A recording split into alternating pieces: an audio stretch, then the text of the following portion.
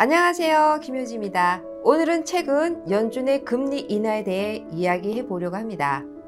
모두가 예상했던 25bp 인하 대신 연준이 깜짝 발표한 50bp 금리 인하 소식이었는데요. 앞으로 미국 부동산 시장에 얼마나 큰 영향을 미칠지 살펴보겠습니다. 사실 생각하는 것보다 많은 미국 사람들이 이 금리 인하에 대해 그렇게 큰 기대를 하지 않고 있습니다. 이미 시장에는 낮은 금리가 반영되었다고 생각하는 사람들이 많은데요. 시장에서는 주택을 구매하려는 사람들이 필요에 의해 움직일 가능성이 높지 단순히 금리가 낮아졌다고 해서 크게 움직이지는 않을 것이라는 의견이 많습니다.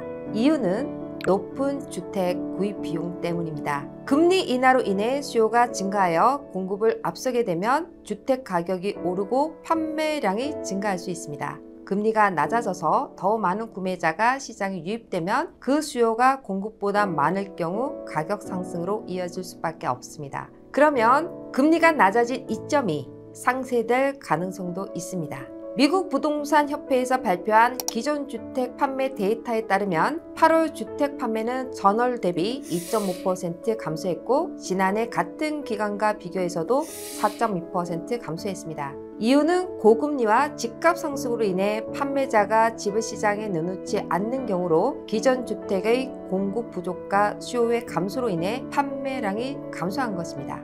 그러나 신규 주택 판매는 비교적 양호한 상황입니다. 다만 신규 주택이 시장에서 차지하는 비중이 낮기 때문에 전체 시장에 미치는 영향은 제한적일 수 있습니다. 2022년 초부터 금리가 상승하기 시작한 이유는 팬데믹 이후 인플레이션을 잡기 위해서였습니다. 최근 소비자 물가 지수가 연간 2.5% 상승에 그쳤다는 데이터가 나왔지만 주택 비용은 여전히 높게 유지되고 있습니다. 특히 주택 비용이 CPI의 3분의 1을 차지하기 때문에 연준의 금리 정책에 대해 미국 부동산 업계에서는 타이밍을 놓쳤다는 비판도 있었습니다. 많은 미국 부동산 전문의들이 말하는 마법의 숫자는 바로 5% 이하의 모기지 금리입니다. 금리가 5% 이하로 내려가야 시장이 본격적으로 움직일 수 있다는 의견이 지배적입니다. 그러나 지역에 따라 그 효과는 다르게 나타날 수 있습니다. 특히 플로리다, 조지아, 텍사스 등 팬데믹 기간 동안 급성장한 도시들에서는 이 금리 인하가 시장 안정화에 기여할 수 있을 것으로 보입니다.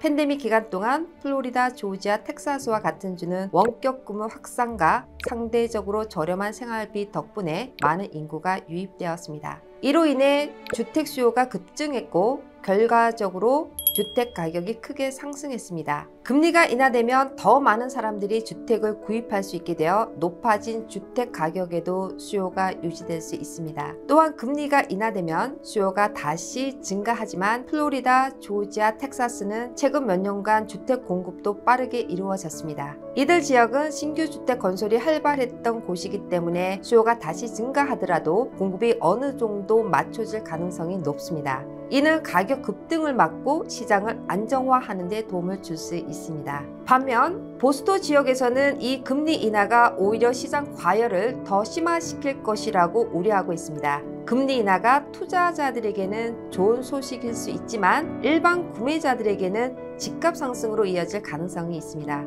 보스토는 높은 주택 수요와 제한된 공급으로 인해 이미 과열된 시장입니다. 금리 인하는 더 많은 구매자들이 대출을 받을 수 있게 만들어 수요를 더욱 증대시키지만 보스토는 공급이 매우 제한적인 도시이기 때문에 수요 증가가 곧바로 집값 상승으로 이어질 수 있습니다. 특히 신규 주택 공급이 적은 상황에서는 이런 수요 증가가 시장을 더욱 불안정하게 만들 수 있습니다.